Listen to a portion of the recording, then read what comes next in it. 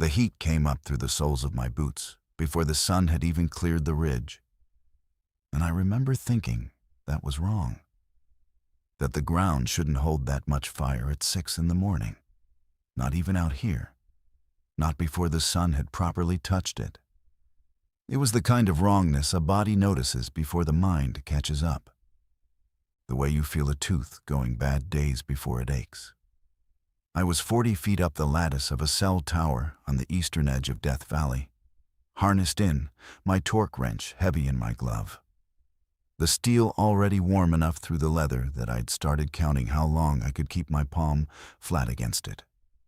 Below me, the salt pan stretched out white and cracked toward the Panamints, and the light was coming up gray gold and flat, the way it does in that basin, without a single cloud to break it. And then every light on my signal analyzer went dark at once.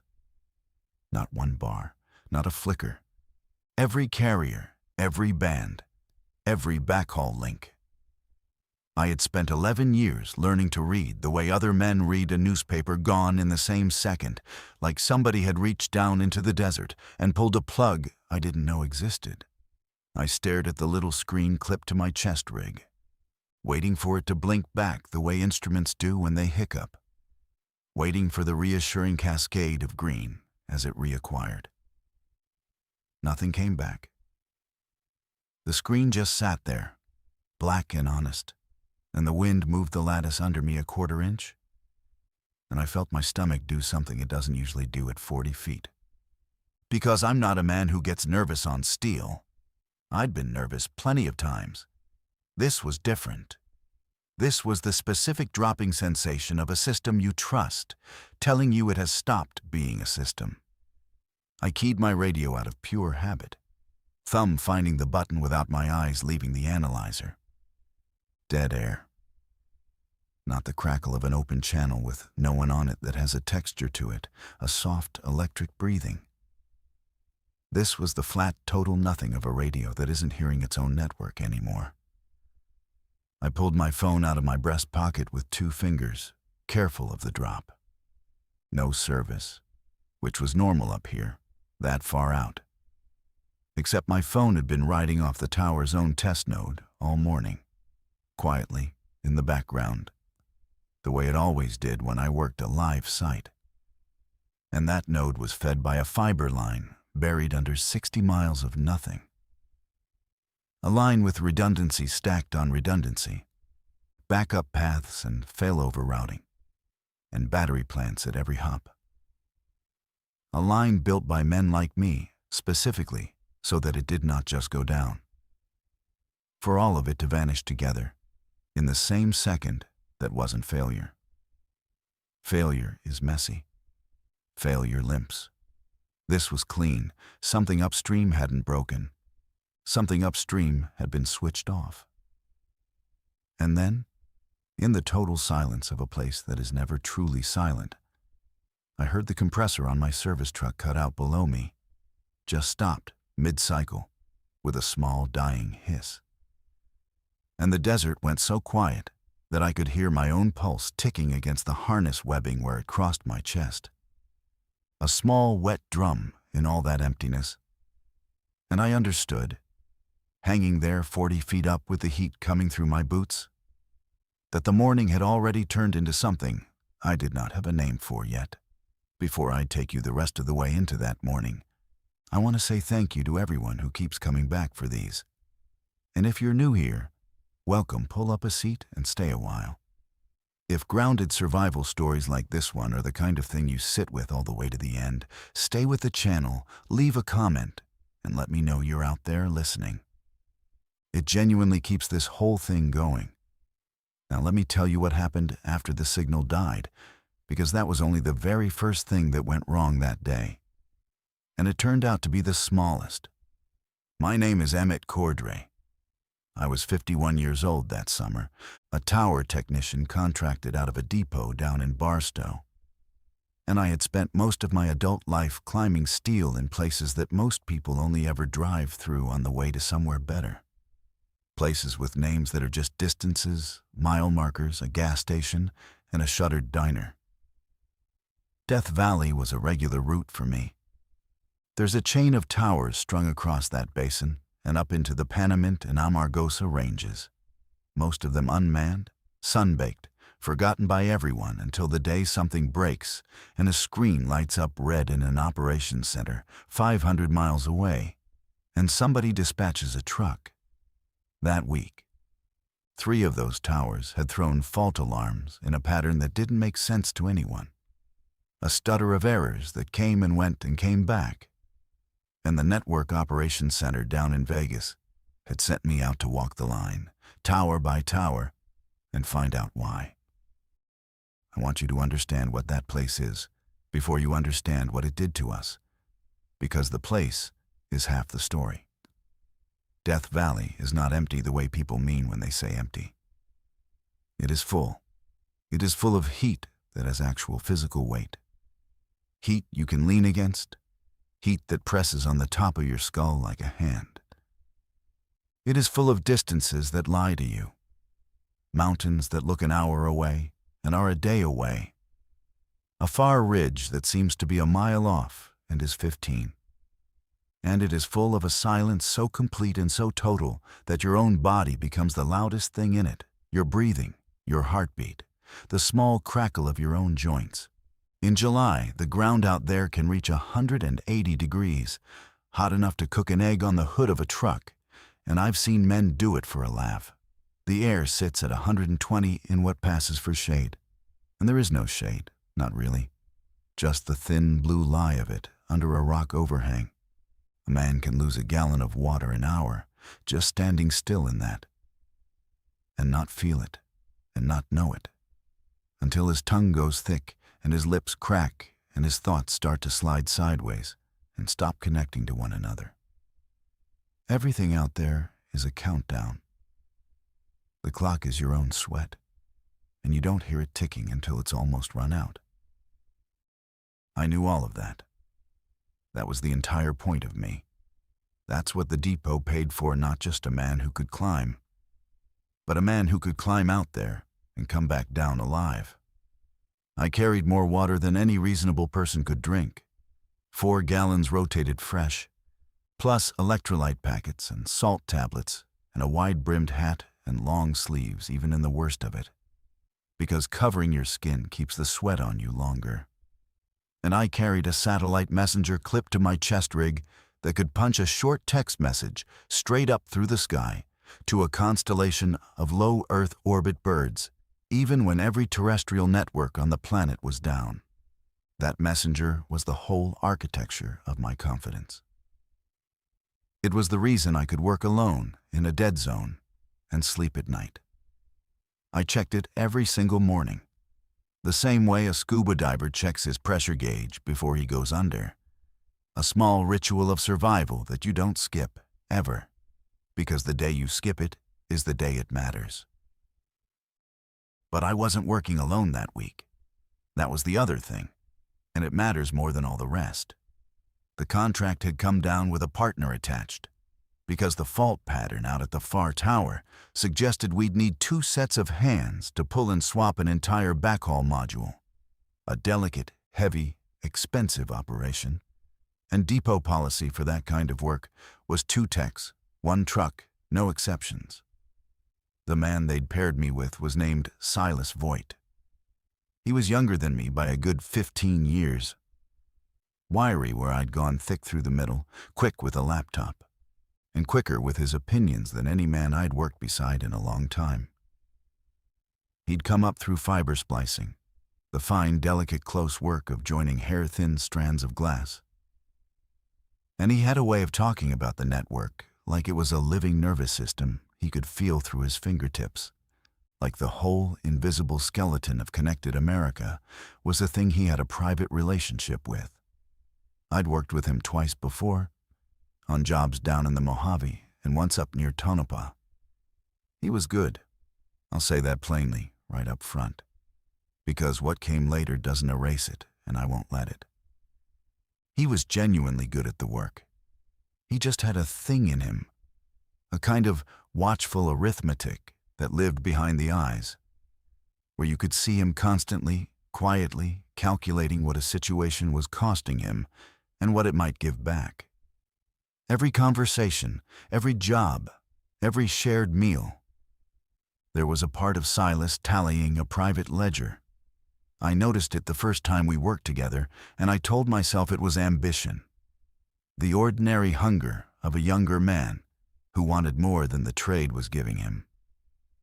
I've had a long time since then to sit with what it actually was, and I still don't have a clean word for it.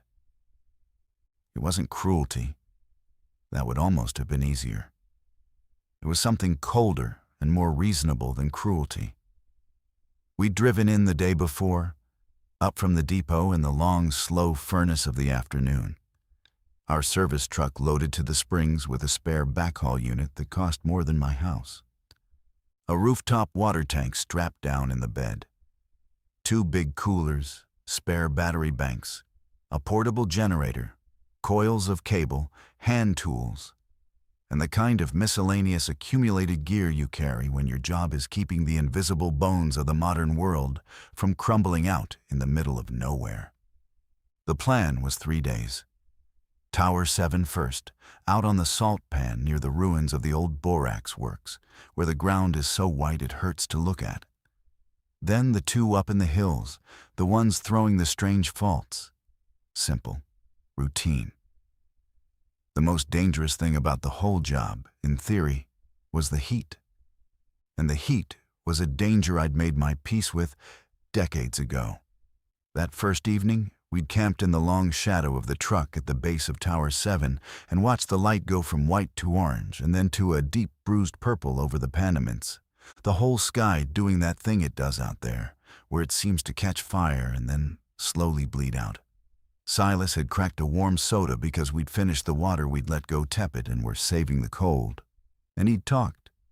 He talked about buying his way out of the trade, starting his own contracting outfit, hiring kids fresh out of trade school and taking the margin off their backs, building something. He had it all mapped out, the way younger men do. The numbers already running in his head, the ledger already balanced years in advance. I'd nodded and drunk my water in slow, measured swallows, and watched a thin line of dust moving along a far ridge that I told myself was just wind. There's always dust in that basin. It moves like something alive, curling and pausing and moving again. And you learn early not to give it meaning, because if you gave every moving thing in the desert meaning, you'd go mad by your second season. I should have given that dust meaning. That's one of the things I carry. The morning the signal died, I'd gone up the tower early to do a routine sweep before we tackled the module swap, wanting to log the baseline readings while the air was as cool as it was going to get. And Silas had stayed on the ground, running diagnostics off his laptop, tethered by a cable to the tower's maintenance port. When my analyzer went dark, and the compressor died, and the silence came down, the first thing I did after keying the dead radio was look down at him. He was already on his feet, laptop in one hand, the other hand flat against the truck's fender. And he was staring at his screen with an expression I had not seen on him in 3 jobs together. It wasn't confusion. Confusion has a slackness to it, a loose-jawed searching quality. This was the opposite. This was tight and still and focused, the face of a man whose worst private prediction had just come true, and who was already, in the first 2 seconds, calculating what it meant for him. "Emmett," he called up, and his voice had gone flat and careful, stripped of all its usual quickness. "You need to come down, right now." I came down. I don't dawdle on steel when a partner uses that voice. I went hand over hand down the lattice in the practiced way, quick but never rushed, never both hands off at once, and my boots hit the hardpan, and the heat slammed up through my legs like I'd stepped barefoot onto a stovetop. And I crossed the 20 feet to him and looked over his shoulder at the laptop screen, and for a long moment I genuinely did not understand what I was seeing. He had a network map open. A schematic diagram of the whole regional backbone, the towers, the buried fiber runs, the aggregation points and switching centers that fed everything from Las Vegas to Bishop. Hundreds of miles of infrastructure rendered as a web of nodes and lines. And every single node on it was red. Not the amber yellow of a fault, the color I'd spent my career chasing. Red, offline, dead. And along the bottom of the screen, a log was scrolling. And I bent close and read it. And the entries weren't failures, the way equipment fails. Failures are ugly and partial and confused, half a system limping while the other half screams. These were shutdowns. Clean, ordered, sequential shutdowns, marching from the population centers outward toward us, each one time-stamped just seconds apart from the last, like a hand walking steadily down a long row of switches, flipping each one down in turn, deliberate, unhurried, methodical. "That's not a fault," I said. My mouth had gone dry, and not from the heat. "No," Silas said. He didn't look up from the screen. "It's a decommission. Somebody is turning the network off on purpose, region by region, from the inside out." He finally looked at me then, and the sun was full on his face. And I watched him do the arithmetic again, faster than I could follow, his eyes moving like he was reading something written in the air. "Emmett, you don't decommission a live network in an emergency. Ever. You keep it up. You fight to keep it up. Comms are the last thing you lose. You only shut a live network down on purpose if you're trying to stop it from carrying something." "Carrying what?" He didn't answer that. He turned the laptop toward me and pointed at one of the last entries still coming through before the local node went dark. A scrap of relayed text caught bleeding through the maintenance logs from some upstream government channel that had no business being visible to two contract technicians on a salt pan.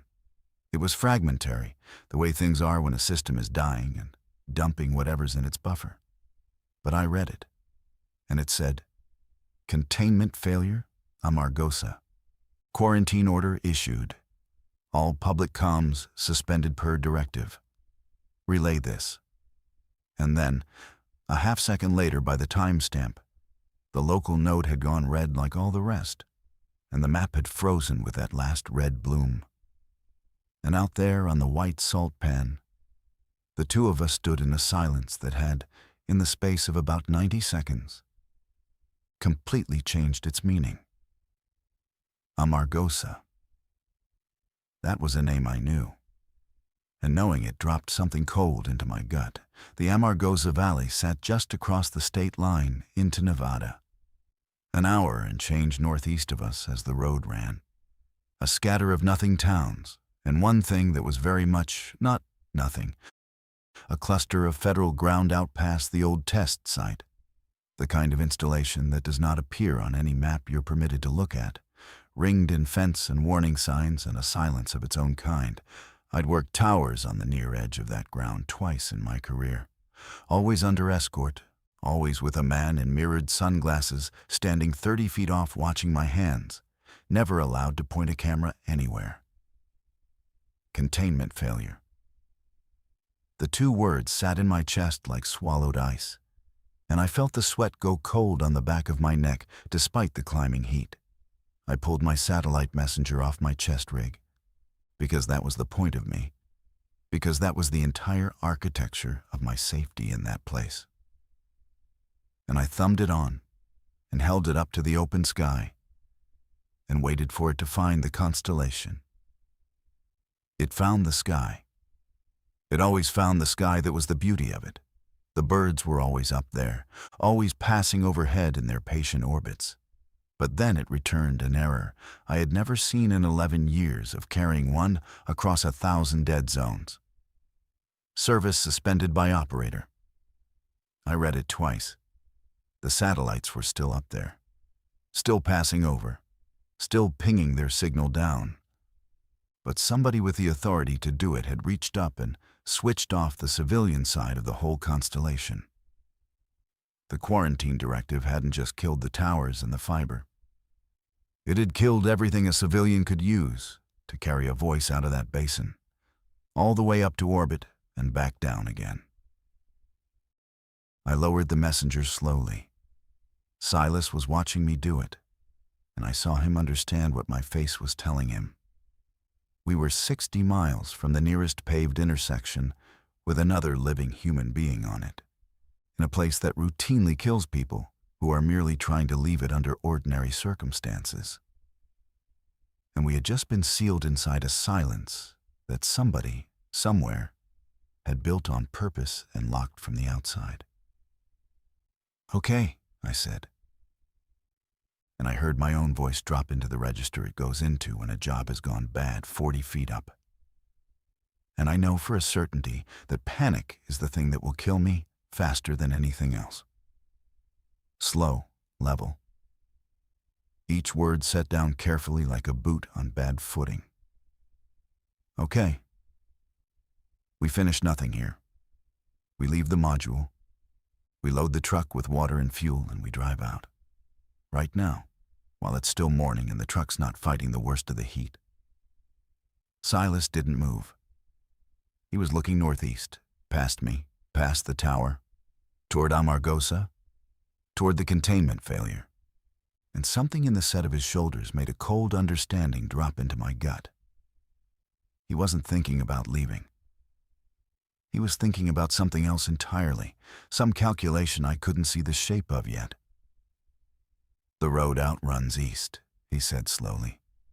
"The only paved road, through Death Valley Junction, toward Amargosa." He was right, and that was the whole ugly problem laid bare. The only paved way out of that section of the basin that didn't cross 130 miles of unmaintained mountain track went straight east, toward the exact thing they'd just tried to seal off. To go the other way west, over the Containment range, up and over Town Pass toward the Owens Valley and Lone Pine, meant a long, grinding climb the truck could make, but only slowly, on switchbacks, up into high country with no fuel and no water for a very long stretch. East was fast and toward the danger. West was slow and away from it. That was the first real decision of the day, and I made it in about 4 seconds, standing on the white pan with the heat rising and the messenger dead in my hand. "West," I said. "We go west over Town Pass, out toward Lone Pine. It's longer, it's harder on the truck, but it's away from whatever that was, away from Amargosa. That's 200 miles of climb before we hit anything that resembles a town," Silas said. And his voice had an edge to it, the edge of a man who's already run a different set of numbers. Up and over a 5,000-foot pass, down into the Owens Valley on the far side, and Lone Pine's a valley town, same as any other. If this quarantine is regional and shutting off the satellites tells me it's at least regional, then it could already be just as bad over there. Worse even. We don't know. "We don't know East either," I said. "Except East has a name on it, Silas, and the name is Containment Failure. I'll take the unknown over the named thing every time. West." He held my eyes for a second longer than a man usually does, one of those held looks where you can feel both people privately deciding something. And then he gave a single short nod, and something in my chest eased that had no business easing. "West," he agreed. "All right, load the truck." We loaded the truck. That much I'll give the memory, and I give it gladly. Because for the next 20 minutes, the two of us worked like the professionals we both were. Fast and clean and wordless. Our movements dovetailing the way they do when two men have done hard work together before. We transferred water from the big rooftop tank into every sealed container we had, filling jugs and the coolers and even a couple of empty electrolyte drums, working the hand pump in turns until my shoulder burned. We topped the truck's fuel tank from the jerry cans and stowed what fuel was left. We threw the coolers and the battery banks into the bed and lashed them down against the mountain road to come. And I left the backhaul module, the $90,000 unit. The whole reason for the job sitting in the dirt at the base of the tower, still wrapped in its protective film. It was the first time in my entire career that I'd ever walked away from company equipment. And I stood over it for 1/2 second and felt exactly nothing. The world had reordered itself in the space of 15 minutes. A machine that talked to satellites was worth less now than a single jug of warm water, and both of us knew it without saying it. I did one last thing before we pulled out, and I want you to hold on to it. I climbed back up the tower, just the first 30 feet, to the maintenance platform, and I opened the weatherproof case bolted there and took out the tower's own backup radio. A stubby VHF handheld unit meant for emergency coordination between crews when the network was down. It wasn't much of a thing. Its range was line of sight only, maybe 20 miles across open ground on a good day, far less in the mountains where every ridge is a wall. But if there was anyone at all still broadcasting on the emergency bands, that little radio might hear them. And if we broke down out there, it might just reach a crew or a convoy somewhere close enough to matter. In a world that had gone completely silent inside of 2 minutes, 20 miles of possible sound felt like a fortune, felt like a whole treasury. I clipped it to my belt beside my multi-tool and I climbed back down. Remember that radio? It ended up mattering more than I could have imagined when I clipped it on. I want to stop here for just a moment and ask you something honestly, because I have turned it over in my mind 1,000 times in the years since. Standing there on that salt pan, the network dead, the satellites suspended, a containment failure named in plain text on a screen. Would you have gone west, away from the named danger and into 200 miles of brutal climb through country with no help in it? Or would you have gone east, fast, toward the one place you knew for certain had a paved road out of the basin? Tell me in the comments what you'd have chosen, and be honest with yourself. Because there was no clean answer, no safe answer. And to this day, I am not certain I chose right. We drove west. The truck labored across the salt pan, tires crunching through the crust into the softer stuff beneath, and up onto the graded track that would eventually feed into the Panamint Road.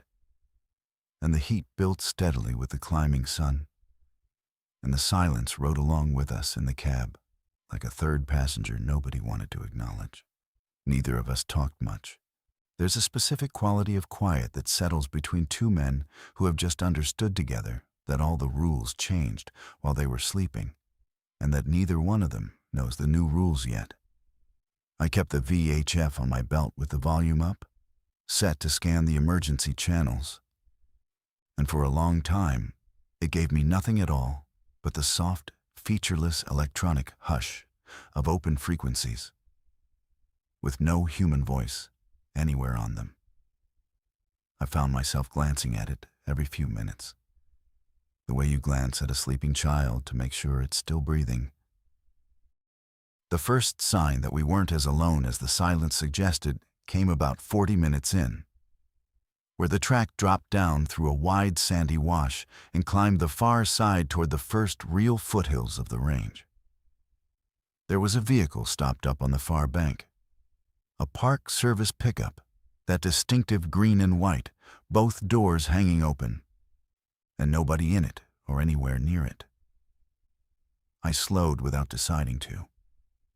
Silas said, low and immediate, "Keep moving, Emmett."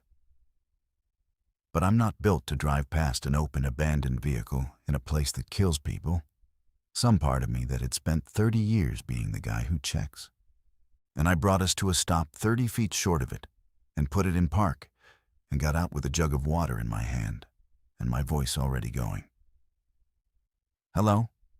Anybody here? You need water?" Nobody answered. The only sound was my own voice dying flat against the heat and the tick of our engine cooling. I walked closer. The Park Service truck's engine was stone cold, had been cold for hours, and scattered in the dirt around the driver's door were personal things. A flat-brimmed ranger's hat crushed into the dust, a clipboard face down, a cell phone with a spider-cracked screen, and one single hiking boot, laced, sitting upright as if its owner had simply stepped out of it. That's not the debris of someone who walked away.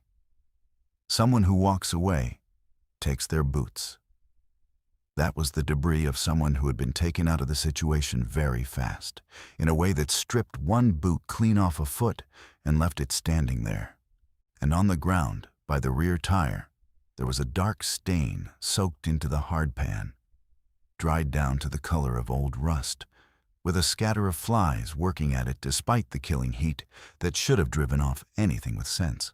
From that stain, a set of drag marks led off into the low creosote scrub, two parallel furrows, like heels dragging.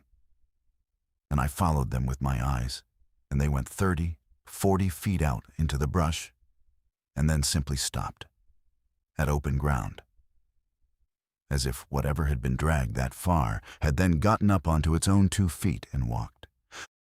I stood there with my jug of water, and my mouth went dry in a way that no water was going to fix. Emmett. Silas was out of the truck now, standing at his open door, one hand on the frame, and his voice had gone very quiet and very controlled. The same flat, careful register as when he'd first called me down. Get back in the truck, slow, right now. I got back in the truck. My hands were steady on the wheel. I made them be steady.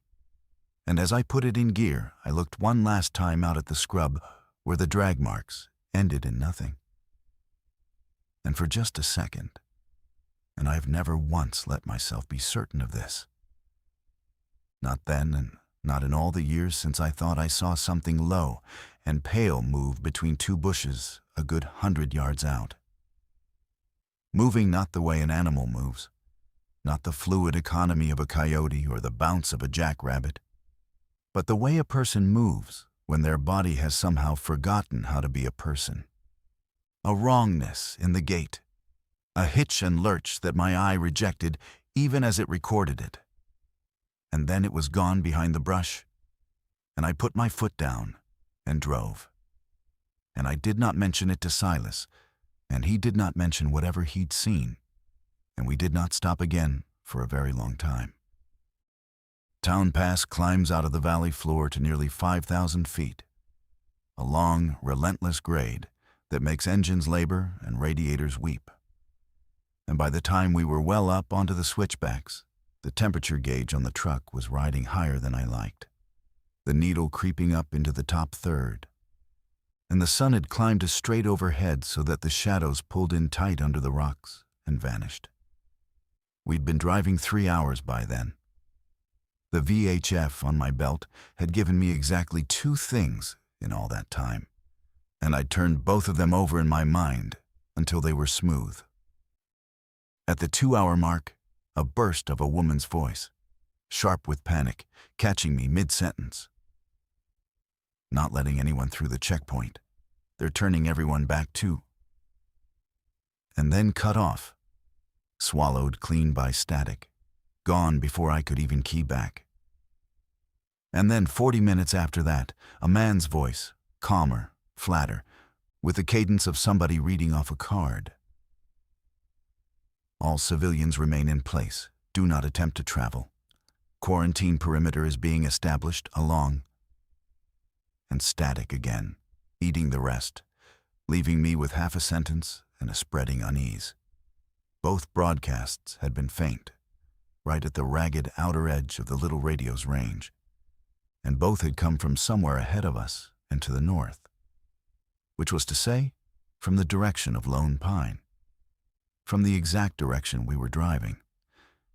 I didn't like it. I liked it less the longer I chewed on it. But we were committed to the climb now, deep into the switchbacks, and turning around meant going back down, toward Amargosa, and I was not doing that. So we climbed. The engine roared, and the gauge climbed with us, and the great gray shoulders of the Panamints rose up on either side, ancient and folded and utterly without pity.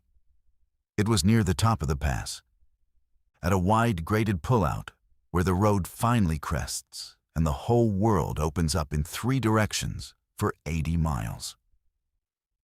That we found the first thing that told me the quarantine was not going to save anyone at all. There was a National Guard vehicle parked slantwise across the pullout, a big tan military truck, and beside it a folding table, a scatter of orange traffic cones knocked over, and a hand-painted plywood sign that read, in dripping black spray paint, "Checkpoint Stop." But there was no one manning it. The gear was all there. The truck's cab doors hung open on both sides, and in the dirt around the table there was military equipment left, lying where it had fallen. I'll be careful how I say this.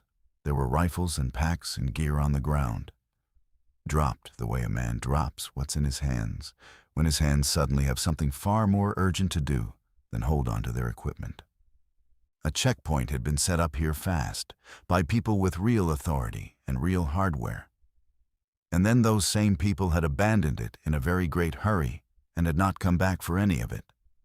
Silas was out and moving before I could get a word out to stop him, crossing to the folding table, and he picked up a clipboard that was weighted down on it with a rock, and I watched him read it. And I watched the color drain out of his sunburned face until he looked gray under the red. "What?" I said, still in the truck. "Silas, what is it?" He brought it back and handed it to me through the open window without a word. It was a checkpoint log, a simple field expedient thing, columns for the time and a vehicle description and a disposition. Most of the entries down the page said, "turned back" in a neat, controlled hand. A few said, "detained." And then the last 3 entries, written in a different hand entirely, faster, the letters ragged and pressed hard into the paper, said the same single word each time, underlined heavily, "Run, run, run." The last entry was time-stamped 90 minutes before we'd rolled up. That changed the arithmetic all over again. And I felt it change. 90 minutes. Whatever had scattered a full guard checkpoint off the top of Town Pass had done it an hour and a half ahead of us, and had presumably, logically gone down the far western side of the pass toward Lone Pine, which was precisely where we were headed and precisely where those 2 faint radio voices had been coming from. We had spent 3 hours climbing away from a named danger in the east, and we had climbed directly into the leading edge of it in the west.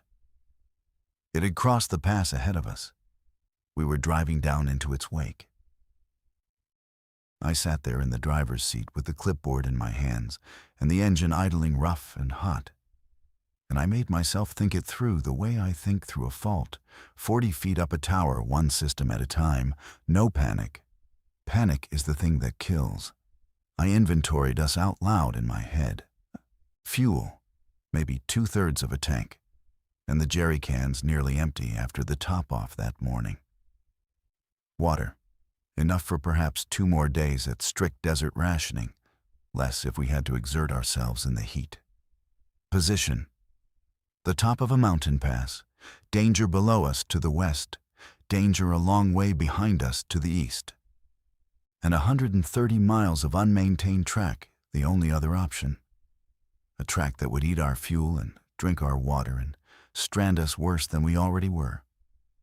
And against all of that, we had the truck and each other and 20 miles of possible radio. And that was the entire inventory of what stood between the 2 of us and the silence. "We can't go down into Lone Pine," Silas said. He was still standing by his door, staring west and down, and his voice had gone tight. "You heard the radio. You saw the log. Whatever came through here went that way. And we can't go back," I said. "So we don't do either. Listen to me. I set the clipboard on the dash. There's a spur off the top of this pass, a maintenance road, unpaved, runs north along the crest of the range toward a relay station our company owns. A comm relay tucked into a saddle at about 6,000 feet, between two granite shoulders. It's got a hardened equipment shelter, poured concrete, one steel door, a diesel tank for its generator, and a water catchment for the equipment cooling. It's built to survive out here, completely alone, for months at a stretch, with nobody in it. Nobody goes there, Silas. It's not on any public map. We get off this road, we go up that spur, and we hole up there. Off the road, out of sight, hardened walls around us, and we wait. We wait for the perimeter to firm up, or for the network to come back, or for somebody to come looking. And we watch from cover, and we do not drive down into anything blind. Silas was quiet for a long moment. I watched him do the arithmetic, and this time, I understand this now. In a way, I could not have understood it then. This time, the numbers he was running were not the same numbers I was running. This time, he was solving a different equation, a private one, and I couldn't see the variables. But all he said, after that pause, was how much water's in the catchment. Enough, I said. It's sized for the equipment cooling load year-round. As long as the generator's fed and the pump runs, it's got water for a long time. He nodded slowly, still looking west, down toward the town he'd never see. Then that's where we go, he said. The relay station sat in a saddle between two bald granite shoulders of the range, a squat gray concrete blockhouse about the size of a two-car garage, with a lattice mast rising 40 feet above it into the hard blue sky and a chain-link enclosure fenced around a diesel tank and a small generator shed. I'd been there twice in my working life, both times cursing the drive. It was ugly and functional and gray, a box a man had poured concrete around a purpose, and I had never, in all my years, been so purely glad to see a building. We came grinding up the maintenance spur in the long, slanting gold light of the late afternoon, the switchbacks giving way to a straighter climb, and I got out at the gate and unlocked the enclosure with the depot master key that hung on my belt beside the radio. And we drove the truck straight inside onto the gravel pad, and I swung the gate shut behind us and dropped the chain through it. And for the first time since 6 o'clock that morning, I felt something in the middle of my chest actually unclench. The blockhouse itself was a single hardened room. Thick poured walls, a heavy steel door, one narrow slit of a window set high up near the ceiling for ventilation, racks of communication equipment humming quietly along one wall, a control desk, a folding cot the depot kept there for overnight work. And this was the thing that mattered. This was the thing my whole mind fixed on the moment I stepped inside a small, hardened comm suite that ran off its own dedicated satellite uplink.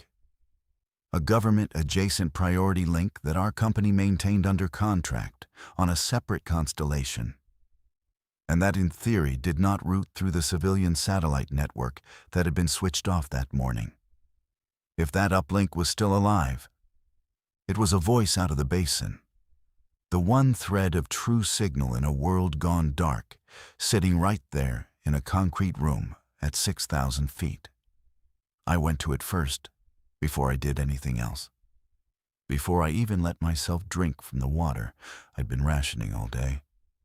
I crossed the room and sat down at the control desk and powered up the hardened uplink terminal. And I watched it run through its handshake sequence. And my heart was going hard against my ribs, because I understood that everything came down to this now, one working link, one channel to the outside world. And if it lived, we could tell somebody exactly where we were and hear something true, instead of scraps at the ragged edge of a radio band. The terminal came up. The uplink was alive.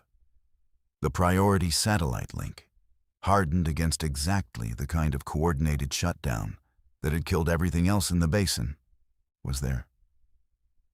Patient, waiting, a green status bar glowing steady across the bottom of the screen, and a cursor blinking in an empty message field. I could have wept. Sitting there in that concrete box. My hands weren't quite steady as I typed. I entered our location, the relay designation, the situation as I understood it. 2 techs, network down, satellite suspended, containment reference from the logs, holding at the relay, requesting instruction, and I sent it. And the little bar flickered, and the terminal confirmed the transmission had gone out. I sat back in the desk chairs, and for one clean, full minute, I felt like a man who was going to live. That was the high point. I want you to feel it exactly as I felt it. That green bar and that confirmation. Because it makes everything that came after land the way it landed on me. That steady green status bar was the best thing I saw that entire endless day. And it turned out to be the very last good thing I saw before I understood what kind of man I had driven up that mountain with. We settled in for the night as the light went, and the terrible heat of the day finally, mercifully began to bleed out of the air. At 6,000 feet, the desert night comes on fast and turns cold. And it was a relief so profound, it was almost painful. We had light. We had a generator that Silas fired up and tuned by ear in the shed with the easy competence of a man who'd been born with a wrench in his hand, coaxing it to a smooth idle. We had the water catchment tank showing 3/4 full on its float gauge. We had the steel door and the poured walls. We ate ration bars and drank measured water, and neither of us said much, both of us worn down to the bone by the day. Silas took the first watch at his own suggestion, settling into the chair at the control desk with the VHF and the Uplink terminal in front of him, while I lay down on the cot with my boots still on, and dropped into the hard, flat, dreamless sleep of a body that has completely burned through itself. Before I went under, I remember him saying, "Easy, almost warm. Get some rest, old man. I've got the wire." And I remember thinking, drifting off, that he was a good partner after all, that I'd been unfair all these years to notice that arithmetic behind his eyes, that a man is allowed to calculate his own life without a partner holding it against him. I woke to the sound of the steel door closing. Not slamming, closing. Gently, deliberately. The specific soft, heavy sound of a hardened door being eased carefully shut, and then, and this is the sound that put me on my feet, the deadbolt turning. That heavy, definite, mechanical clunk. I was up off the cot before I was even fully awake, my heart already going. And the room was dark, except for the low glow of the equipment racks, and a wash of hard white moonlight coming down through the high slit window. And Silas was not at the desk, and the steel door was shut. And I crossed the room in 3 strides and put my hand flat on it and turned the interior handle, and it did not turn. He had locked me in. I stood there in the dark with my hand on a door that would not open, and my brain refused it for one long second, the way a brain refuses the first hard truth it can't afford, insisting there was some mistake, some misunderstanding, that in a moment it would resolve. And then, out in the enclosure, I heard the sound of the truck's door opening and shutting, and then the engine turning over, catching, settling into an idle, and I understood all of it at once. The entire clean, ugly shape of it, the arithmetic finally solving itself in the dark. The relay station could keep one man alive for a long time. Water catchment, fuel, hardened walls, a satellite uplink to call for a rescue that might take days or weeks to arrive in a world that was busy collapsing. One man could sit in that box and survive. But the station wasn't built for a fast escape. There was one truck, one tank of fuel, and water for 2 men for a while, or water for 1 man for much, much longer. And there was a working satellite uplink terminal, the only voice out of the basin for 100 miles in any direction, sitting right there on the desk, portable if a man were willing to tear it loose.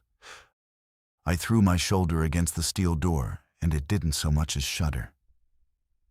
I hammered it with my fist and shouted his name, and my own voice came slamming back at me off the concrete, deafening in that small, hard room. I ran to the high-slit window and got my face up to it, standing on the balls of my feet, in time to see the truck's headlights swing in a hard arc across the gravel of the enclosure. The gate stood open. He'd opened the gate. And then I saw him, lit up harsh in the wash of his own headlights, walking back from the blockhouse toward the idling truck. And he was carrying something cradled in both arms. And I strained my eyes against the glare to make it out, and it was the Uplink terminal. He had torn the hardened satellite terminal right out of the rack. He was taking the one working voice out of the basin with him. He was leaving me sealed in a concrete room with the water and the walls, and he was taking the truck, the fuel, the road out, and the only link left to the outside world, all in one clean motion. Silas! I forced as much of my voice through that narrow slit as it would carry. Silas, that truck won't make Lone Pine. You saw the log, you saw the marks in the road, you'll drive straight into it. Silas. He stopped. In the hard glare of the headlights, I saw him turn and look back at the blockhouse, at the little slit of window, with my face pressed into it. And for one foolish moment, I thought I'd reached him. That somewhere in all that cold arithmetic, there was a remainder left over. A piece of the man that the numbers hadn't consumed. And then he spoke, and his voice carried clear and even across the still cold night air of that high saddle. And it was not cruel. That's the thing I have never been able to forgive, and never been able to hate him cleanly for. It was not cruel. It was reasonable. There's one truck, Emmett, he said, and there's water in there for one man for a month. Do the math. A pause. You always were better at the math than me. He shifted the terminal in his arms, settling its weight. I need the uplink to get somebody to come and get me. You'll be safe in there. Safer than you'd be out here with me, honestly. This isn't a cruel thing I'm doing to you. I want you to hear that. This is just the only thing that actually works. If we both go, we both maybe die. If I go and you stay, we both maybe live. It's the only version of this where anybody makes it. That terminal has a range problem, I said. And I don't fully know why that's what came out of me, except that it was true, and it was the only weapon I had left. It's tuned to a fixed antenna alignment, Silas. It acquires off the mast array here. You pull it out of the rack and carry it off in a truck. It won't reacquire. It can't. It'll never lock a bird again. You'll be driving into a hot zone with a dead box in your lap and no relay behind you and no me to talk you through it. Bring it back. We do this together or neither one of us gets out of this basin. That's the real math. He hesitated. I saw it.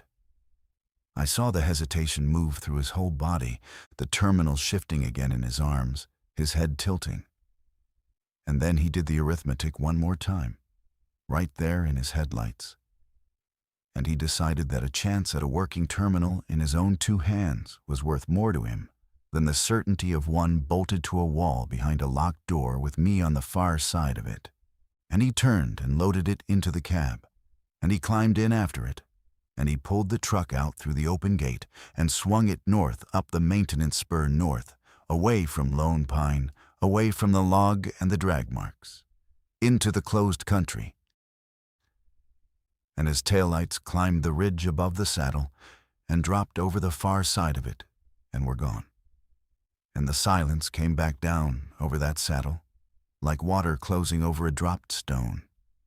Complete and cold and total. And it was just me and the humming racks and the moonlight in the slit window. He had left me alive. I want to be fair to the memory, because unfairness to it would be its own kind of lie. He hadn't touched me, hadn't harmed me, hadn't taken a single thing off my body. He'd left me in the safest structure within 100 miles, with more water than one man could reasonably drink in a month. By his arithmetic, it was very nearly a kindness, a generous parting. But by taking the truck, he'd stranded me on foot in country that kills people who merely try to travel it. And by taking the uplink, he'd cut the single thread that could ever bring anyone up that spur to the saddle.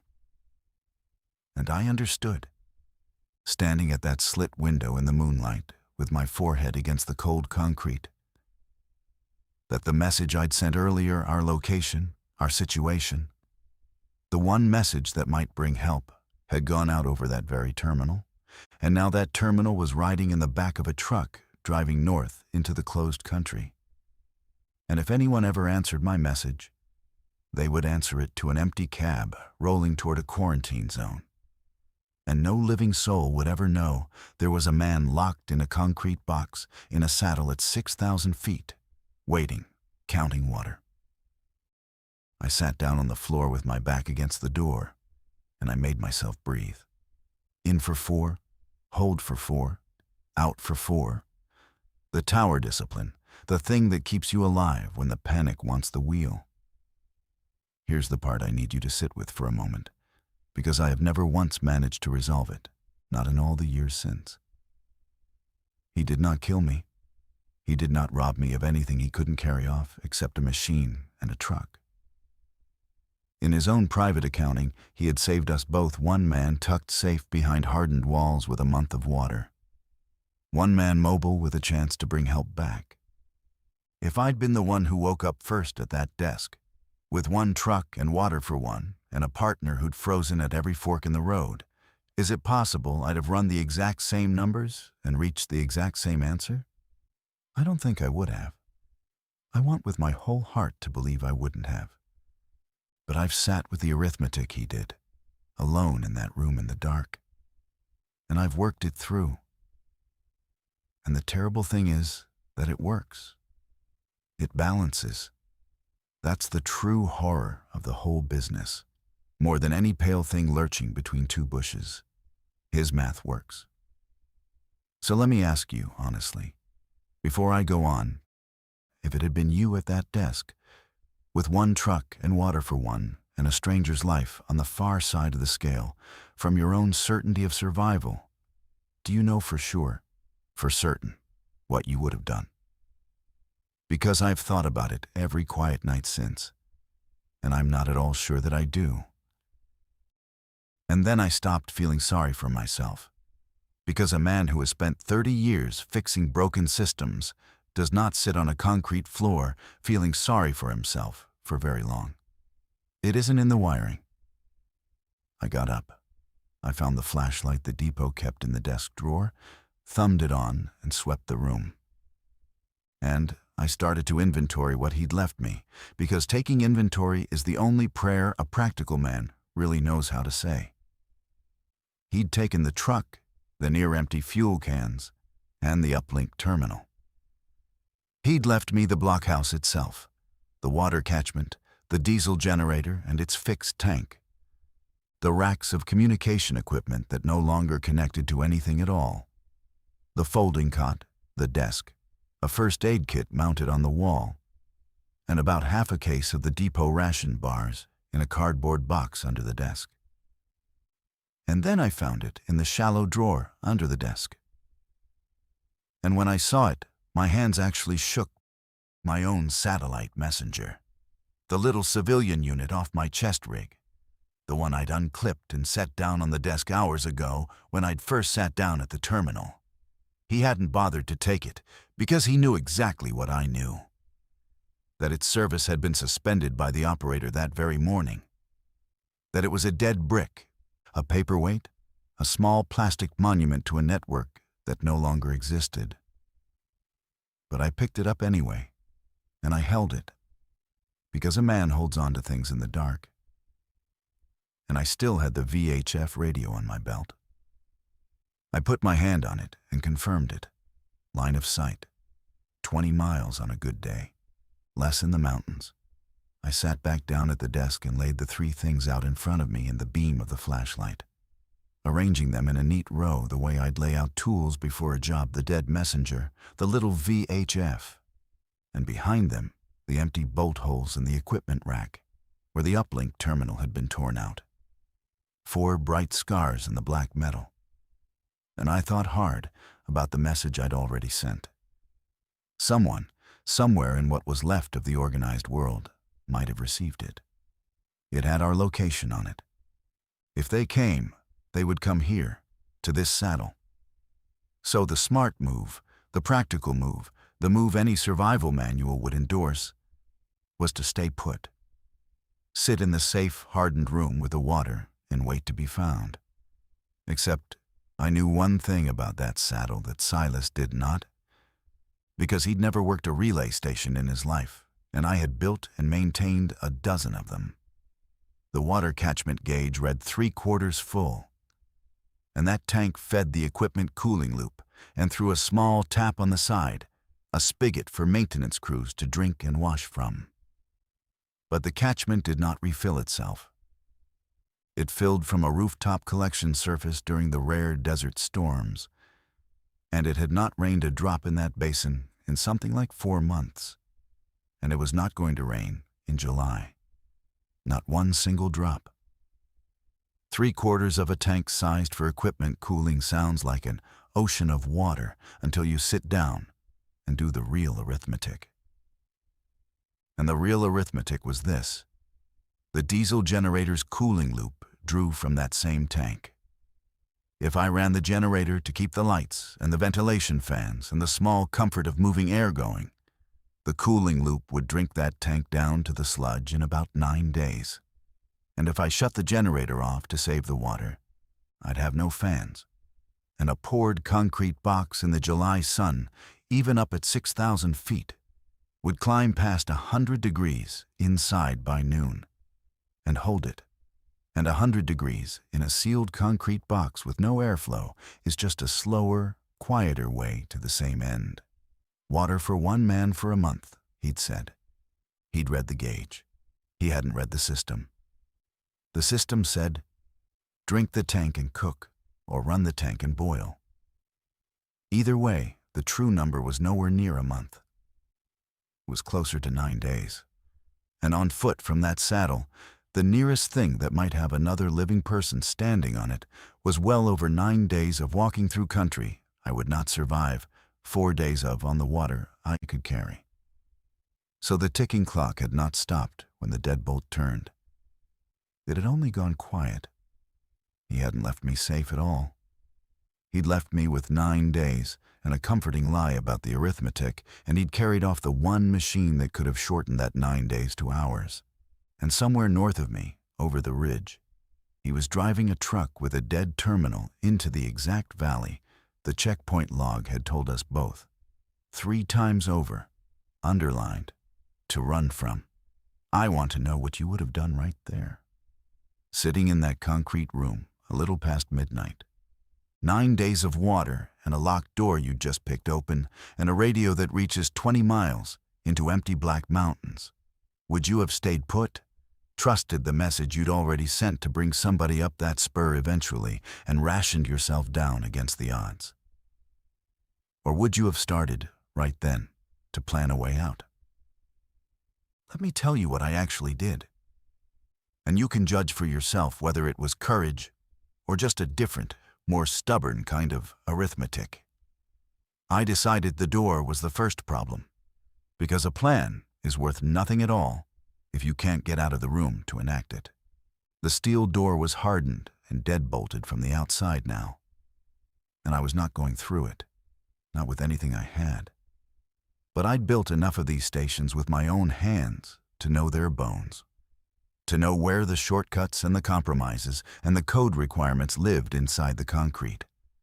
And I knew that the cable penetration on the back wall, where the coax feed lines and the power conduits ran out through a sealed box to the mast and the generator shed, was a hole that had been core drilled wide during construction to allow for future expansion, then packed with foam and capped with a removable plate. 14 inches maybe. Far too small for my shoulders to fit through, no chance of that. But the plate came off with a screwdriver bit on the multi-tool from my belt, 4 screws, and behind it the conduit ran horizontally through 2 feet of concrete to a junction box mounted on the exterior wall at about chest height. And if I could reach that junction box's own interior access panel, if I could get an arm down the conduit far enough, I could reach the manual release that the exterior lock mechanism tied into.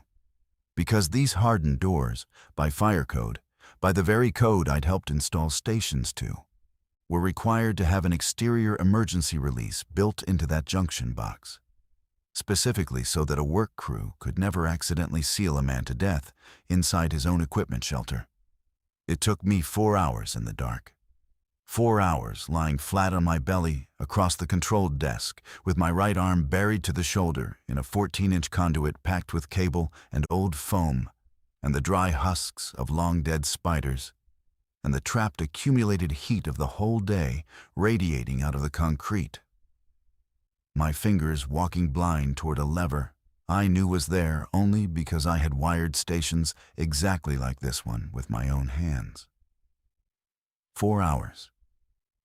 I skinned my forearm raw from wrist to elbow on a burr in the conduit and felt the blood go slick and then tacky.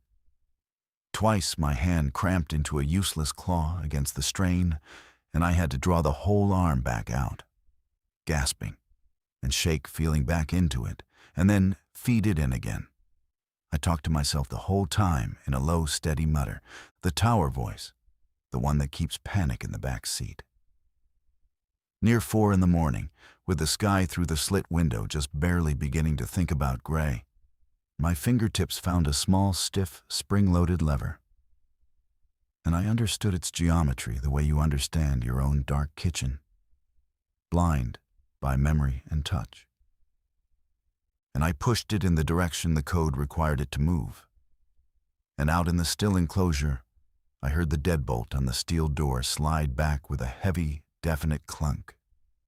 The same sound, exactly, that had put me on my feet hours before. Only this time, it was mine. I dragged my ruined arm back out of the conduit and sat there on the desk in the dark, breathing, shaking, cradling the bloody thing against my chest. And then I got down and crossed the room and put my hand on the interior handle and turned it. And this time, it turned, and I pushed the steel door open and walked out into the cold, high desert night. The stars over that saddle stopped me where I stood. There was no light for 100 miles to compete with them. No network glowing under the horizon. Nothing. And they were so thick and so bright and so utterly, magnificently indifferent to me and my ruined arm and my 9 days of water that I stood there in the gravel for a full minute, just looking up at them. A free man in an empty place, out of the box, out of the room, and no closer to being saved than I'd been an hour before. Getting out of the room hadn't solved anything. It had only handed me back the ability to make the situation worse in more interesting ways. But it had also given me the enclosure and the generator shed. And I turned and looked up at it, black against the star field the mast. 40 feet of lattice steel with a working antenna array bolted to the top of it. And I am a communications man.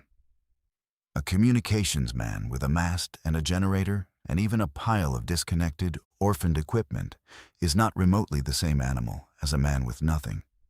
That was the thing Silas had failed to reckon in all his careful arithmetic. He'd taken the finished tool, the plug-and-play Uplink terminal, the polished voice out of the basin. He'd left me the parts. And a man who understands the parts can sometimes build a voice that a man who only understands the tool cannot even imagine.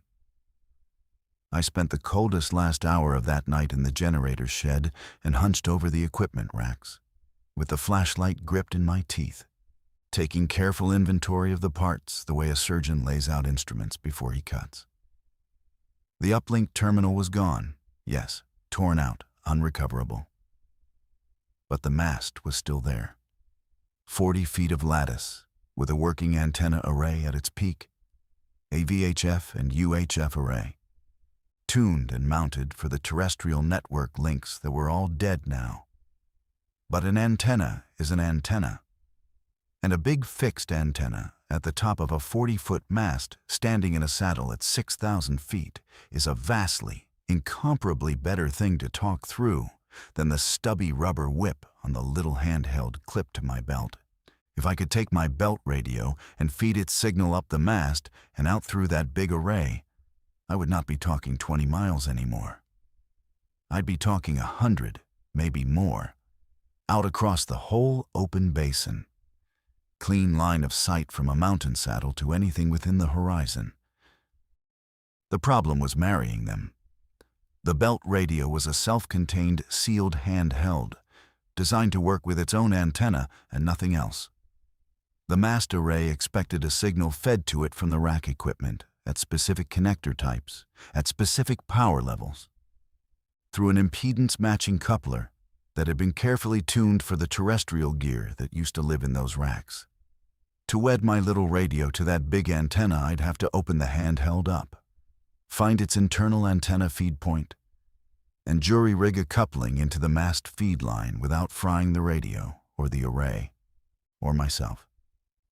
It was precisely the kind of thing you are absolutely never supposed to do. The kind of improvisation that gets a technician written up or killed. It was also the kind of thing that, done wrong, gives you exactly nothing, and done right might give me a voice that reached a rescue helicopter 40 miles out over the valley, or a guard convoy on a distant highway, or, and I made myself think this too, standing in the cold shed Silas. Wherever he was by now, in a truck with a dead terminal in his lap. Maybe close enough to hear a man he'd sealed in a box calling out over a mountaintop. I worked on it through the dawn and up into the terrible climbing heat of the next day, out in the shrinking shade on the north side of the blockhouse. With the steel door propped wide open behind me and my skinned forearm wrapped tight in gauze from the wall-mounted first aid kit, I drank exactly as much water as the arithmetic allowed, and not one swallow past it, timing each drink. And I did not let myself think about anything at all, except the connectors laid out in front of me. Around noon, when the sun stood directly over the saddle like a physical weight pressing down on the crown of my hat, I heard something come through the belt radio, faint, right at the edge of its little unaided range, and I froze and pressed it to my ear. It was a broadcast, automated, mechanical, repeating on an endless loop on the emergency band, a flat, synthetic voice with no human breath in it at all. And it said, "This is a federal emergency broadcast. A quarantine perimeter is now in effect for the following areas. Do not attempt to cross the perimeter. If you cross the perimeter, you will not be permitted to return. The following corridor remains open for evacuation until it is closed." And then it named a road, and it named a time, and the time was the following morning. And the road was the highway down the western side of the pass, through Lone Pine, the exact road Silas had refused to take, and the exact direction I would have to walk to reach anything at all. An evacuation corridor, open until the next morning, down the one road I could not reach on foot in the time I had.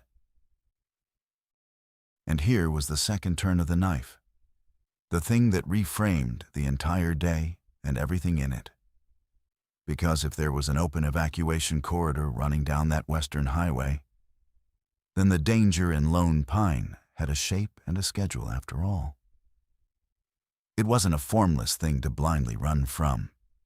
It was a place with a door in it, and the door was closing at a known hour. Silas had driven north, away from the corridor, into the closed, sealed country, because he had trusted the checkpoint log that screamed, "Run." And he had not known because he hadn't been listening, because he'd been running the numbers instead of scanning the band that there was a corridor still standing open in the other direction. He had made his life-saving betrayal on incomplete information. And the missing piece of that information had been sitting right there on the emergency band the entire time, at the fluttering edge of a cheap radio's range. If only either one of us had thought to listen for it, instead of running from our own fear. I had until the following morning to reach a highway I could not physically reach on foot. Unless I could tell somebody who was on that corridor that I was up here, in the saddle, above them. That single realization turned the antenna project from a maybe into the only thing in the world. I stopped thinking about calling for some distant, abstract rescue that might come in days, if it came at all. I started thinking about reaching the evacuation traffic itself on that highway, 40 miles off and downhill and in clean line of sight from my saddle, the very next morning, before the door swung shut. If I could push my little radio's voice up that mast and out over the whole basin, I might raise a convoy, a guard unit, a single other frightened truck full of families fleeing west. And I might say the only words that mattered anymore. There is a man at the relay station in the saddle north of Town Pass, and he cannot walk out, and the corridor closes at dawn. I finished the coupling at dusk. I won't pretend for a second that it was elegant work. My old instructors would have failed me on sight. I'd stripped the belt radio's internal antenna feed and soldered it. With a soldering iron, I ran off the generator into an adapter I'd cannibalized from the rack, and fed that in turn into the mast coupler through a signal path I'd tested with an ohmmeter a dozen times over, checking and rechecking, to make certain I wasn't about to dump the radio's entire battery into a dead short the first time I keyed it. I keyed it once, at low power, into a dummy load I'd built out of a fistful of resistors. And it held. The radio didn't cook, the meter read true. Then I switched the feed over to the mast, and I climbed 30 feet up the cold lattice in the last red light of the day to physically lay hands on the array connection and confirm it's seated. And up there, with the whole darkening basin spread out below me and the first hard stars pricking through, and the temperature finally, blessedly dropping off the killing high of the day, I looked out to the northeast, over the ridge where Silas and the truck had vanished. And I saw a light. Not a star. Too low on the land, too orange, and it flickered. A fire, a vehicle fire, or a set of headlights aimed up at a rock face, or something else burning that had no business burning. It sat out there, in the closed country, in the exact direction he had gone. I hung on the lattice in the gathering dark and looked at that flickering orange point for a long time. And then I keyed the belt radio, and I set his name into it. On the emergency band, on the pure off chance that his dead terminal had a receiver still drawing power and that he had it switched on. Silas, it's Emmett. I'm out of the room, do you hear me? I got out. I've got the mast working. There's an evacuation corridor open on the western highway until dawn. You went the wrong way. Turn around. Do you copy? I said it 3 times, slow and clear, and I listened between each one. There was nothing but the soft, empty hush of the open band and that distant orange flicker that did not move and did not grow and did not answer. I climbed down carefully in the dark, feeling for each rung. I don't honestly know, to this day, whether I was hoping to save him, or hoping to hear him finally admit out loud what he'd done, or just hoping not to be the only living human voice in 100 miles of black mountains. Maybe all three at once. I never got any of them, not up on that lattice. Here's a question I still can't put all the way down, and I'd like to hand it across to you for a moment while I catch my breath in the story. He locked me in a concrete room to take the truck and the terminal, and he did it acting on bad information. And now he was the one lost and burning somewhere out in the closed country with a dead machine, while I had the mast and a working voice. If you had been me on that lattice, would you have kept calling his name out into the dark? Or would you have saved your battery and your breath and your one shot for the people down on the corridor at dawn, the people who hadn't done a single thing to you? Because I kept calling his name. I kept doing it. And I have wondered every year since whether that was mercy in me, or just cowardice wearing mercy's coat, afraid to be the last man alive in all that quiet. The night came down cold and complete, and I did not run the generator to spare the water. So I sat in the propped open doorway of the blockhouse wrapped in the cot's thin blanket, with the belt radio cradled in my lap and my knees drawn up against the chill, and I rationed my sleep the same way I'd been rationing the water, an hour at a stretch, no more. Waking myself to key the radio and call and listen and call again before letting my eyes close. Through the small dead hours, I gathered fragments out of the dark. The automated corridor broadcast, looping and looping, the closure time in it creeping steadily closer with each cycle. A countdown read out in a voice with no fear in it. Once, around 3 a.m, a live human voice, a convoy dispatcher by the clipped sound of him, coordinating vehicles somewhere down on the western highway, too far off and too weak in my little radio for me to break into with the small power my rig could push up through the mast, but real, organized, alive, moving down the very road I needed. I keyed and called and gave my location and got nothing back but static. The line of sight wasn't quite there in the dark, or the atmospheric propagation was wrong, or the power just wasn't reaching. I made myself a note in the dark. At first light, when the air is coolest and densest and radio waves carry best, and when a convoy would be forming up and rolling for the corridor, that would be my window. My one window. Dawn. And then, sometime down in the deepest and coldest part of the night, the belt radio gave me the one thing I had stopped hoping for and had never once, all night, stopped listening for. It was Silas, weak, breaking up badly, riding in and out under the noise floor, but it was his voice, and the arithmetic was gone out of it entirely, scrubbed clean away, and what was left underneath, laid bare, was just a frightened man alone in the dark. Emmett. Emmett, if you can do, you copy the terminal, won't acquire. You were right. You were right. It won't lock anything. It's dead. A long swallowing gap of static, and then clawing back through. The truck's done. I hit there was something standing in the road. I hit it, and it went under. And the truck's done. The front end's gone. I'm on foot. I don't know where I am. I've been walking. Emmett, I can see your mast light. I can see the mast. I've been walking to it. I can see the mast. I sat up so fast, the blanket slid off my shoulders into the gravel. I keyed the radio hard. Silas, Silas, I copy you. I copy. I hear you. You can see the mast? Which way are you looking? Is it above you or across from you? Talk to me. Give me something. Across and up. You're up above me. I came down off the ridge into a canyon, a wash, and a burst of static swallowed a piece of it. There's more than one of them, Emmett. The things. They came down off the ridge after the truck. I've been walking all night, and they don't get tired. They don't stop. They don't stop moving. I can hear them behind me. I can see your light, and I've been walking toward the light.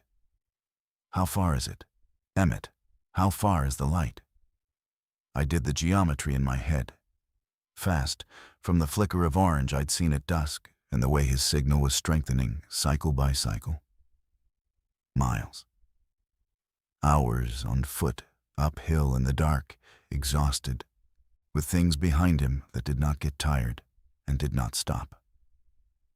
And I sat there in the doorway of the concrete room he had sealed me into, holding a radio I'd built with my own hands out of the parts he'd left behind, listening to the man who'd stranded me, begging his way up the mountain toward the one light burning in all that basin. And I had to decide, right then, in the dark, with the cold coming up and through the gravel into my bones, exactly what I was. Because here was the true shape of it, the arithmetic he had taught me himself. If I answered him, if I talked him up that mountain to the saddle, he'd be safe with me, behind the steel door with the water. But he would also bring the things that were behind him straight to the one hardened shelter in 100 miles. Straight to me, straight to the base of the mast I needed standing and intact to reach the corridor at dawn. And my one window to reach that convoy was dawn. And if I spent the last black hours of the night talking a man and a following pack of the infected up to my door, then dawn might find me fighting for the door instead of standing at the mast with a clear voice. Water for one, he had said. One truck. Do the math, Emmett. You always were better at the math than me. I keyed the radio. I'm going to tell you exactly what I said, and you can decide for yourself what it made me. Silas, listen to my voice and keep walking to the light. Do you hear me? Keep walking to the light, and keep the radio keyed so I can hear you breathing. And I'm going to talk you all the way up here, step by step. When you reach the enclosure, the gate is standing open. I left it open. You come through the gate, and you go into the blockhouse, and you shut the steel door behind you, and you throw the deadbolt, and it will hold. Do you hear me? It held against me all night, and it'll hold against them. You get inside, and you seal it, and you wait. And at first light, I'm going to reach the corridor on the mast, and I'm going to tell them there are 2 men at the relay station north of Town Pass. 2. Do you copy that? 2 men. Now keep walking. There was a silence on the band so long that I thought I'd lost him to the noise. And then his voice came back, and it was wrecked, scraped down to nothing. And it said, You should let me die out here, Emmett. You know that. You know what I did to you. You should just let me. I know exactly what you did, I said. Keep walking. I don't want to make myself out to be something I'm not, standing here telling you this. I've had years to be honest about it, and I'm not going to start lying now. I've thought hard about why I did it, and I don't believe for a second that it was pure. Part of it, a real part, was that I needed him inside those walls, not for his sake at all, but so that whatever was following him up the mountain would be sealed away from my mast when the sun came up and I made my one call. Part of it was the plain animal knowledge that a man who lets another man die within reach of his own voice becomes a different man forever after, carries that silence in him to the grave. And I did not want to be that man. And that is a selfish reason too, when you look straight at it. And part of it, the part I keep circling back to in the quiet, was just that, the arithmetic he'd done in that room. The cold, clean numbers that said one man's certainty of living is worth more than another man's whole life, was the exact thing I did not want to win in that basin. He had solved for himself. I wanted to solve for both of us, even knowing full well it might cost me the window and cost me everything. Because if I didn't, then his math was the only math left alive in the world. And I was not ready to go on living in a world where that was the only math. Maybe that's a kind of arithmetic too. Maybe in the end, It's the only kind worth doing. So I talked him up the mountain in the dark. For 3 solid hours I sat in that doorway, and I was his voice and his compass and his tether to the living. I told him left at the split boulder, and follow the wash bottom until it forks, and take the right-hand fork toward the light. And don't you look behind you. Keep your eyes up on the light. I've got you. I've got you. Keep coming. And in the gaps between his ragged answers, I heard the other thing on his open channel, underneath his breathing, getting no closer and no farther away. A sound I will not romanticize for you, and will not describe. The sound of the things that do not get tired, keeping their patient pace behind a man who was fast running out of his. His voice got weaker as the physical work of the climb ate him alive from the inside. Twice he stopped answering me altogether. Went silent for a minute, 2 minutes, and I kept talking anyway. Steady, level. The tower voice. The voice you use 40 feet up when panic is the thing that will kill you. And both times he came scraping back out of the silence, still climbing. The sky was going gray in the east, that first thin, colorless promise of the day. When I heard his boots on the gravel of the maintenance spur below the lip of the saddle. Actual footsteps. Actual gravel crunching under an actual weight. A real man in the real world. Coming up out of the dark, I stood up out of the doorway, my legs gone stiff and half dead under me. And I looked down the spur, and there he was, staggering up out of the last of the night. One arm hanging wrong at his side, his shirt torn, moving on nothing but the last of himself. And behind him and below him, down where the spur met the mouth of the wash, low shapes were moving up the slope, pale in the growing gray light, not fast and not slow, patient, relentless, coming. "Run," I said out loud, not into the radio, just out into the cold dawn air with my own throat. "Silas, run the gates open, run!" He ran. God help him, God help us both. He found something down in the bottom of himself, and he ran, up the last of the spur and through the open gate. And I hauled the gate shut behind him and dropped the chain through the links.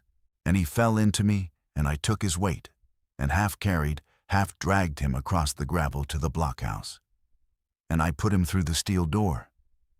And for 1 second, in the strengthening light, I looked at his face gone to something I didn't recognize. Cheeks fallen in, eyes doing an arithmetic that had finally, at long last, run all the way out of numbers, and I said, "Seal it, the deadbolt. Don't you open this door for anything, not for anything, not even for me, until you hear a helicopter. Do you understand me? Not even for me." "Where are you going?" he said. His voice was almost nothing. "To the mast," I said, "to keep my promise. 2 men." And I shut the steel door on him, and I heard the deadbolt throw home from the inside, that heavy, definite clunk, the exact same sound he had thrown on me a lifetime and a night ago. And this time, I was the one standing on the outside of it, out in the open, with the day coming up fast and the pale shapes coming up the slope faster. And I turned, and I went to the mast, and I climbed. I climbed with the belt radio buttoned into my chest pocket, and the coupling holding, and the whole basin opening up wider and wider below me as I rose. Gray bleeding into gold along the eastern ridges. 40 miles of clear morning air between me and the western highway where, if my arithmetic held, a convoy was even now forming up and rolling toward an evacuation corridor that closed at dawn. I climbed past 20 feet, past 30, up into the array itself where the signal would be strongest and cleanest. And I hooked my harness in. I still had my harness. I'd worn it up the first tower 100 years ago that same morning. And never taken it off, I clipped my lanyard to the lattice and braced my boots, and I keyed the radio. and I put my whole voice into the mast and out across the waking basin in the first hard, clean light of the day. Any station, any station. This is the comm relay in the saddle north of Town Pass, north of the guard checkpoint on Route 190. Do you copy? I have 2 men at this location, 2 men who cannot self-evacuate.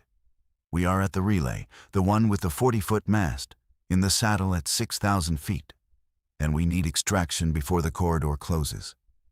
Any station, please respond. Static. Only static. And the dawn wind moving the mast under my boots in a long, slow sway. Down below me, at the base, the pale shapes reached the chain-link fence of the enclosure. And I heard the fence begin to take their weight, a rising metallic groan. And I did not look down. I kept my eyes fixed on the western horizon, where the highway ran. And I keyed again and again, and I gave them the location and the count and the raw, naked need of it, flat and clear and professional. No waste, no panic. 2 men, cannot self-evacuate. Corridor closes at dawn. Any station, please respond, please. And on the 4th call, out of the static, faint, and then all at once clear as the sun broke fully over the eastern ridge and flooded the whole basin with light, and I swear, this happened, I felt it happen, opened up the propagation the way that first dense morning air always does. A voice came back to me.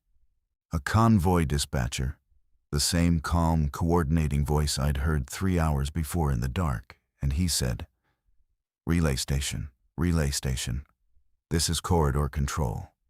We copy you. We have your signal loud and strong. We have your position marked. We are holding the corridor. Say again your number of souls. I put my forehead down against the cold steel of the lattice, and I closed my eyes for 1 second against the light. And then I keyed the radio 1 last time. 2 souls, I said. 2. They came for us in the full clean light of the morning. A helicopter up from the convoy staging area on the western highway came in low and fast over the ridge, and the sound of it, the hard beating chop of the rotors coming up out of the west, was the most beautiful sound I have ever heard in my life. Better than any signal that ever lit up any analyzer I ever carried up any tower. They put down in the saddle just outside the fence line, rotor wash flattening the brush and stinging grit into the air. And 2 guardsmen came over the top of the enclosure fence with equipment I won't describe to you. And they held the pale things back long enough to get the 2 of us out me down, off the mast, on legs that had stopped fully belonging to me. And Silas, when I got to the steel door and hammered on it and told him it was really me and it was really over, and there was really a helicopter. And he threw back the deadbolt 1 last time and came out into the flooding morning light, blinking like a man, surfacing from very deep, cold water. We didn't speak in the helicopter. There wasn't anything left to say that the arithmetic hadn't already said for both of us, over and over, all through the night. He looked at me once, across the vibrating cabin, over the helmeted heads of the 2 guardsmen. And I looked back at him. And I have thought many times about what passed between us in that look. I think it was the shared understanding that he had done a terrible reasonable thing, and that I had undone it with a terrible unreasonable one. And that both of us would carry both of those things, welded together, for the rest of whatever lives we had left to live. They separated us at the staging area on the highway, in the noise and dust of the evacuation, medics and lists and shouting. I gave a statement to a tired man with a clipboard, and I never saw Silas Voigt again. I've heard over the years that he's alive somewhere. And I've heard other things too, quieter things, and I don't chase any of it down, because I've come to understand that there's nothing at the end of that road but a man doing a kind of math whose answer I already know by heart. I still have the belt radio. I kept it. It's the only piece of equipment I ever kept off a job in 30 years. and nobody ever came asking for it. And it sits on a shelf in my house now, and sometimes late at night when the house is quiet. I pick it up and turn it over in my hands and feel its weight and think about a mast and a saddle at 6,000 feet, and a steady green status bar, and a locked steel door, and the exact sound a deadbolt makes when for once in your life it's you standing on the outside of it. They restored the networks, eventually. Weeks later. The signal came back to that basin. The towers went live again one by one. The satellites uncrossed their arms and let civilians talk to the sky once more. The world remembered how to speak to itself. But I learned something up there in that engineered silence that I've never once been able to unlearn. And it is this: the network was never the thing that was keeping us alive. It was only ever the thing that let us pretend the arithmetic was somebody else's job to do. Out where the signal dies, out past the last bar, every man has to sit down and solve for exactly who he is. And most of us go our whole lives and never find out. Not until the door closes and the bolt turns and we finally hear which side of it we're standing on. He solved for one. I solved for two. And I have spent every quiet night in all the years since wondering whether, if the truck had been mine, and the water had been mine, and the numbers had been mine to run alone, at that desk in the dark, I'd have had the nerve to reach the same answer I'm so proud of now, or whether I only ever got to be the good man in this story because he was the one who happened to wake up first. I don't know. I genuinely, honestly don't know. So I'll ask you one last time, and then I'll let you go and get some sleep. He locked me in a concrete room and took the truck and the only working radio, and left me to run out of water in the dark. And I climbed a mountain in that same dark to save his life anyway. Would you have made that climb, or would you have kept your battery and kept your window and let his arithmetic be the last word spoken in the basin? Tell me down in the comments where you're listening from tonight, and tell me honestly what you think you'd have done, because I've asked myself the same question in every silence I've stood in since. And the plain truth is that the answer keeps changing on me, depending on how much water I imagine is left in the tank. Stay with me. There's always another silence out there somewhere, waiting. And there's always somebody standing in the middle of it, in the dark, doing the math.